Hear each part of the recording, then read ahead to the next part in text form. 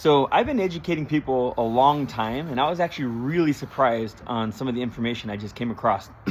There's about 65 million people in the United States that own some type of retirement account. Now, a retirement account is an account that meets IRS tax code. So there's special tax advantages for these accounts. 401k, IRA, 403b, 457b, a SEP, IRA, Roth IRA, simple IRA, some type of pension plan. So basically what that means is you're not taxed on the money when it goes into that account. You're taxed when you take it out of the account. So a lot of people, especially when they're younger, when they have a lot of expenses, they're trying to save on taxes, so they want to put that money away. Like, just take it out of my check, just put it right into my investment, and they're not taxed on it. The dilemma is when you take the money out of the investment is when you're taxed. So if you're a farmer, would you rather pay tax on the seed that you buy or the harvest when it comes in? And I'm not even going to talk about that today, but just think about that. When you're older, you don't have any more write-offs. Your kids are grown. You've paid off your house, right? There's not a lot. You might have had a business that you sold, so you don't really have much to write off. And then now all of a sudden you have this harvest come in with no write-offs. And do you think taxes are going to be less expensive in the future, or higher, or lower, or higher? They're going to be higher. Okay. Look at history's going to show that they're going to be higher. But this is what I was blown away with. So there's 65 million, 401ks, 403bs, IRAs in the country. And out of the 65 million, there's only about 2 to 2.5 million of them that are self-directed. And I'm going to explain what that means in just a second here. So in that 65 million IRA accounts, there's about $13 trillion in assets or in money in those 65 million accounts. $13 trillion in assets, okay? Just in those accounts. Now, this is what self-directing means. So you can actually, if you had a Roth, if you had an IRA, a traditional IRA, you can self-direct an IRA. So it's going to be an SD IRA, self-directed IRA. And what that does is it gives you diversity. So right now, you are only able to invest in whatever your custodian or your IRA company, only what investments that they have to offer.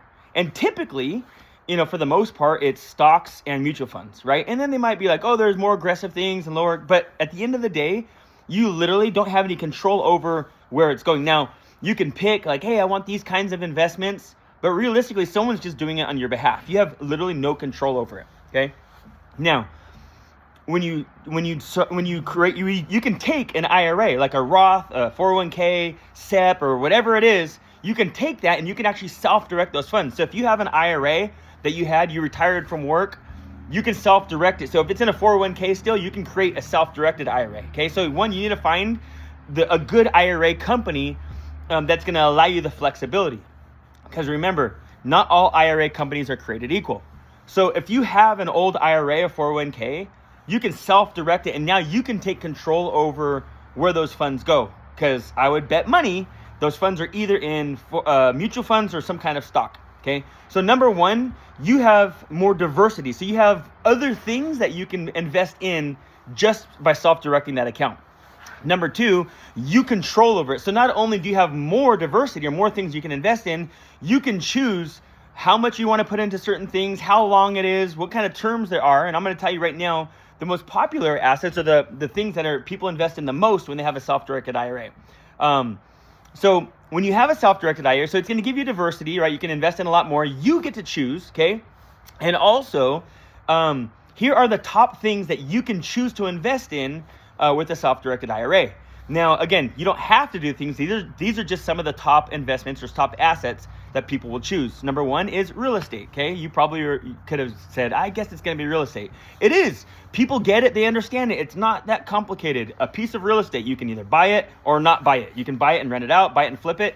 If you self-direct your 401k, your IRA to a self-directed IRA, you can choose to do that. You can take your money and you can buy real estate, and you can buy real estate and keep and pass it to your heirs. Okay, you can buy real estate inside of, so your IRA can actually, your self-directed IRA can actually own a piece of real estate. They can buy a piece of real estate and flip it, right, and get the money back. And again, it's still tax sheltered. So depending on the type of IRA it is, if it's a traditional IRA or self-directed traditional IRA, it's going to grow tax deferred and you'll pay tax later. If it's a Roth, which we'll talk about later, if it's a Roth, it's going to grow.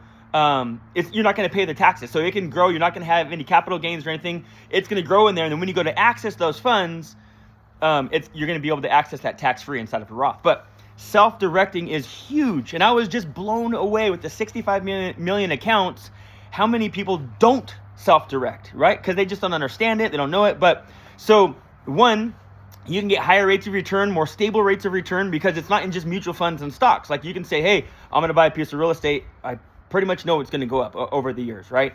Also, you could do private lending. So one of the top things that people do as well is private lending, where they can be the bank. I'm going to take my IRA money, my self-directed IRA money, and I'm going to loan it to somebody else. I'm going to use their house as collateral. They're going to make payments to me.